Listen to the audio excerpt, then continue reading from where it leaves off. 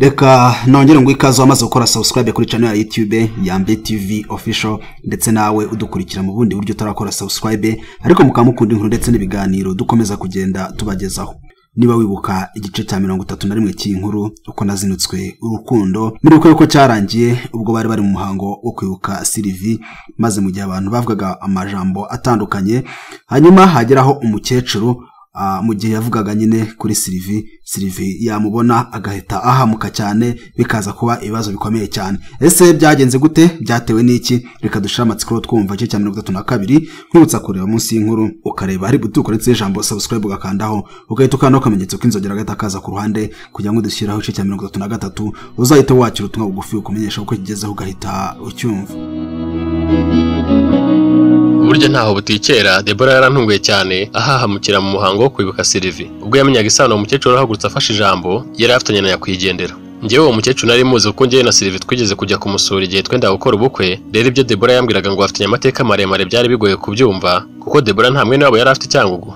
Namubajije impamvu kuba uwo mukecuru afatanye isano na Sylivie byaba ikibazo gikomeye cyane aranyihorera. Nahise ntekereza cyane nsanga ashobora kuba yihishe inyuma y'urupfu rwa Sylivie gusa numva nkeneye gusobanukirwa kurutaho. Namubajije amateka avuze afitanye n'uwo mukecuru ambwira ko ubwo yari yarabuze cya gihe tumubura tukagira ngo yarapfuye tukiheba yashatse hajya kuba ku buryo ababyeyi be batazongera kumubona arahabura ngo yasanze nanamuka agiye muri hoteli boss papa we azahagera amushaka kuko winjiye muri hoteli wese amwandika ku buryo umuntu wese kumenya byoroshye. Ambwira ko rero yabonye icyiza ari ukujya mu giturage akiberayo igihe nawe atarazi niba azahamara ikinganye iki. Hanyuma ahitamo kujya Cyangugu ataza agace nyirizina agiyemo yisanga yageze ahitwa Ibushenge aho yahisemo kujya mu rugo rumwe yabonaga ruciriritse maze ahasanga umukecuru wibana amusaba kumana nawe igihe kingana n'ukwezi kumwe nubwo nta n'ibyumweru bibiri yahamaze ngo yari yitwaje amafaranga bityo aho uwo mukecuru ngo batunge. Rero ngo yari yaratekerereje mukecuru kimugenza ndetse n'uwo mukecuru amugira inama zitandukanye kugeza ubwo yumvaga amakuru y'umusore washimuse umukobwa agafungwa ari byo azira agakeka ko ari ngewe akazi kubagaho.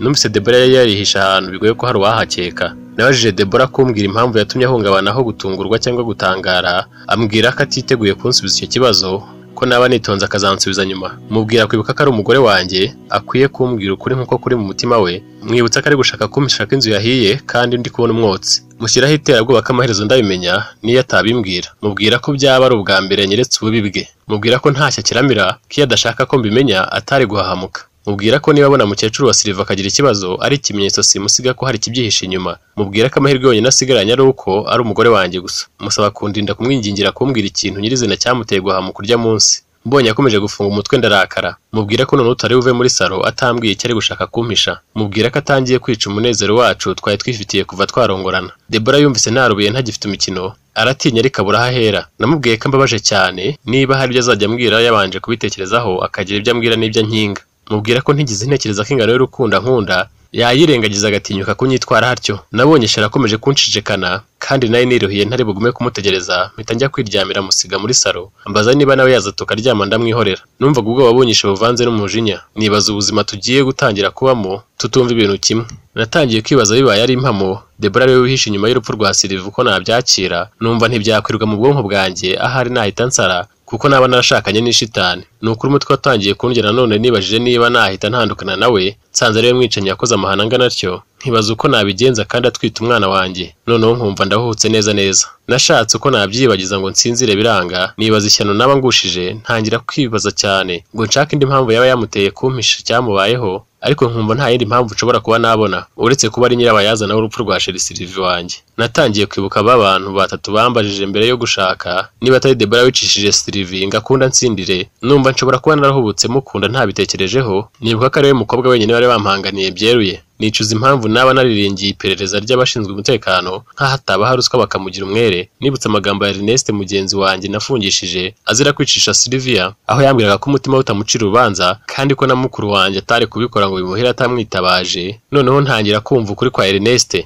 nubwo ari ibimenyetso byinshi byafataga. Mbega kababaro naba mbonye mbega ishyano naba ngushije. Nibutse ko Ernest ubwo namusuraga muri gereza yambwiye ko niba nshaka kumenya ukuri ku wishe Sylvie nafata igihe nkabitekerezaho cyane sinshingire ku by'inzego zagaragaje ahubwo nkikorera iperereza ryanjye bwite. Rero aho kubigenza ntyo nahumishijwe n'urukundo ruvanze n'ifuhe ubwo nabonaga Deborah agenda asekana n'umuhungu naje gusanga nta kindi bapanga ari mubyara we w'umunyamisango ndavuga ukora umuhango wo kuyobora ibirori nka MC. maze nkasara nkasizora ngo nanjye bantwaye umukobwa nari nsigaranye nkamira amababa nkamushaka ubutaruhuka mpaka mubonye tugapanguka ikitaraganya ngo nanjye ntomboye umugore none ntangiye umuruho bidateye kabiri numvise nanze ubuzima noneho numva yaba ari njye mba narapfuye nibura Sylivie akiberaho kuko nari nsanze narabaye ikigoryi cyane noneho rero iryo joro nari mpennye mu gitanda Deborah n'abaturamye muri salon nongeye gutekereza nibuka ko Deborah kera yansanze kwa muganga nyuma yuko nari namwihakaniye imbere ya afande n'ababyeyi be bahari ukuntu icyo gihe yansanze kwa muganga akambwira yikubura katazemera kubaho bona mbana n'undi utari we nibura ibyo ntabyibuka nahise nsubirwa noneho ndatitira numva ndi igicucu hanyuma y'ibindi umuntu utibuka n'ibyavuzwe binakomeye gutyo nta kabuza nari mbonye gihamya ntabasha kujyana mu rukiko ariko Deborah atahakanira imbere yanjye nahise numva intimbura mu ngingo umugongo uraguduka mbura umusanga muri salon mbura n'ubusinzira mpfa nabi ndamirirana numvaga mbashije kuvuga namusaba nanjye kunyica akankurikiza Sylvia kuko nari imaze gusobanukirwa ko Deborah atari we wanyibagiza amarira n'agahinda natewe no kubura Sylvie amarabira ibyo bitekerezo byanzungurutsemo ndwara muzunga kureba birananira sinamenye uko nasinziriye nakangutse mu gitondo mpfumbase umukunzi wanjye Deborah numva nezerewe cyane abyuka bwanga nshyuhiriza utuzi ndakaraba kandi nawe nuko nkumva umunezero ni mwinshi ariko nkumva hari ibitagenda ngiye gufata telefone ngo njye mu kazi nibwo nibutse uko naraye mpita mbaza Sheri impamvu yatinyutse kuza kundara impande ambwira ko imibu yari imurembeje nongera kumusaba kumbwira icyamuteye guhamuka turi kwibuka Sylvie aracicika kandi mubwira ko noneho bisobanutse ko nasobanukiwe icyo yakoze abura icyo arenzaho ubundi twajyanaga mu kazi nta wasigaga undi ariko icyo gihe nahise ngenda nibuka ko twajyaga tujyana ari uko ngeze i Remera ibintu byari byafashe indi ntera muri iryo joro naraye navuganye nabi na Sheri narose ndi kugenda mu ijoro ngo hari mu mwijima mwinshi nuko mpura n'umuntu ntabonaga neza uwo ari we maze ncangeze inyuma numva nkuriye ikoti nayo nambaye nuko ngira ubwoba bwinshi ariko ndikomeza akankurura nganisha aho yajyaga nanjye nkashyiramo imbaraga ngana imbere twese ntawavugaga numvise umusatsi umvuye ku mutwe ubwoba burantaha turakururana ruburagica nageze aho nkumva ndi kugenda ncika intege maze mubaza icyo nshakaho numva nsubije mu ijwi ry'umukobwa ambwira ngo ninze tugende yarankumbuye musubiza ko ntaho muzi mubaza uwo ari we aranyihorera ahubwo akomeza kunkurura noneho ntangira kumva mbaye nk'umusinzi nta rutege rwo kumurwanya numva ko noneho uretse imbaraga z'umubiri numvaga ndusha hari n'izindi mbaraga ari kunshyiramo zindenzeho natangiye kwibaza aho iryo jwi ry'umukobwa ndizi numva n'ubwa mbere ndyumvise pe nkomeza kumubaza uwo ari we n'ahashaka kunjyana uko mvuga nkumva imbaraga ziragabanutse nka telefone iri kugenda ishiramo umuriro cyangwa akajerekani karimo kuva nafashe umwanzuro wo guceceka kuko iyo nkomeza kuvugana ari gushiduka nabaye nk'agapapuro akanjyana aho ashaka kandi nawe yansubizaga nk'ushaka ko mvuga cyane nkacika intege ubwo nari maze gusubira inyuma ho nka metero ebyiri nongeye kugarura agatege mubaza uwo ari we nanone numva imbaraga ziragiye ansubiza ko ari umugore mukuru mbitekerezaho numva ntumva neza iby'umugore mukuru cyane ko nta mugore wundi utari Deborah nari narigeze sinzi ukuntu numvise muri njye mpindutse ngo mbasha kureba inyuma ari nako tugikururana ngo mbona hirya aho umuntu yari arimo nkurura njyana hari uruzi rugari nk'uko waba uhagaze impande y'ikivu ureba isanzure ryacyo nibajije uko bigenze kuko ubusanzwe yari inzira nako umuhanda unyura haruguru y'urugo uva ku maduka no ku isoko byari hafi aho mu gace twabagamo njye n'umugore wanjye Deborah ngo uwo mukobwa cyangwa uwo mugore mukuru wo nkurubanaga nk'uko yiyitaga yambwiye ko atari bunsige noneho ngira ubwoba ntangira kumusaba imbabazi ngo ndekure nigendere ntaho tuziranye wenda yanyibeshyeho yari amatakirangoye ahubwo arushaho kunkurubana we mbona yamaze kugera mu mazi maze nanjye agiye kungushamo nkangukira hejuru nisanga mpfumbatswe na madamu mpita nibagirwa n'izo nzozi narotaga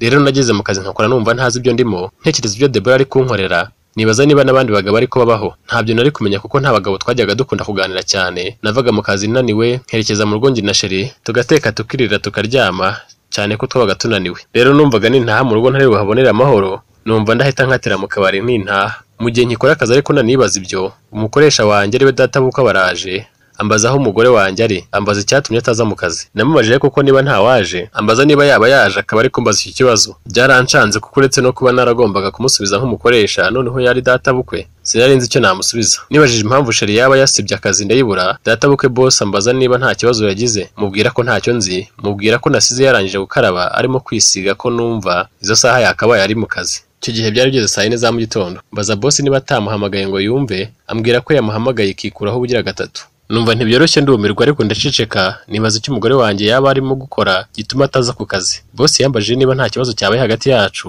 ko ubusanzwe twazanaga mu kazi mubwira nihuse ko ntacyo ikibazo si cyari gihari ahubwo ko byari ibibazo umurundo gusa uko byagenda kose data bukwe se nari kuba nabwiye ibibazo byanjye nk'ibyo numvaga twadutangiye kare gusa ku rundi ruhande nari niteguye no gutandukana na Deborah ndamutse menye ko ari we wicishije Sylivie nahamagaye sheri boss akigenda telefone icamo ariko kuyitaba byahe birakajya. Nahamagaye inshuro 5 zose umugore aticwe. Nabonye bya bintu bikaze nyuma ya saa 6 sinagiye mu karuhuko ko kurya ahubwo nahise nakurushya ngo njye kureba icyo yabaye. Boss ambaza niba ari inda yamuguye nabi, mubwira ko nza mu kazi ntabyo yambwiye ariko tukibaza uko natana kwitaba telefone. Natashye nihuta ngeze mu rugo nsanga sheri ntacyo yabaye yicaye mu ruganiriro ari kwirira. Mubaza impamvu ataje mu kazi ambwira ko yumvaga atameze neza. Mubaza impamvu atitabye se aranyihorera. Nagiye mu cyumba ndituriza ndatekereza nsanga ngomba kuganira na wa mukecuru wa Sylivie kuko yajyaga yerekwa numva yaba afite amakuru menshi. Nahamagaye muri muna wa Sylivie musaba kumpa nimero za wa mukecuru ambwira ko nta telefone agira kandi ko iwabo batuye kure ye bigoye kujya kumureba. Numvise ngomba kujya kumureba byanze bikunze kuko nta handi nagomba gukura amakuru. Deborah yari yanjunjamanye. Bwarakeye mbaza sheri igihe azageze yanga kumbwira, mbona isoni n'agasuzuguro sinamenye ikimuyoboye kunyihorera, mubwira ko hari aho ngiye ndaza bwije. Narakugendeye ndashogoshera ishyamba ndarirenga mpinguka iyo hirya y'ishyamba. Nyuri iwabo wa Sylivie ariko sinabwira icy'ingenza. Bampa umwana wo kongeza kuri uwo mukecuru. Tucyahinguka ahita ambwira ataranansuhuza, ngagahinda niko kantereje imisozi ngo kuki natekereje kumuzanira telefone. Mu by'ukuri nta makuru yari yakwiye ku muntu wari we wese. Nahise nizera ko nta kabuza arampa amakuru y'impamo ku bindi byose. Yahise ahereza uwo mwana akabona ajya kuvoma maze turasenga ngambwire iby'Imana imweretse. Reka nkukoreshe 32 cy'inkuru uko nazinutswe urukundo arahakirangiriye. Niba hari amatsiko usigaranye uko byaje kugenda, wicyo usabwa gusa nukureba munsi y'inkuru ukareba hari bidutukura ndetse ijambo subscribe ugakandaho ugahita ukanda akamenyetso k'inzogera gahita kaza ku ruhande kugira ngo dushyiraho cyo cya 33 uzahite wakira ubutumwa bugufi ukumenyesha ko ugezeho ugahita ucyumva.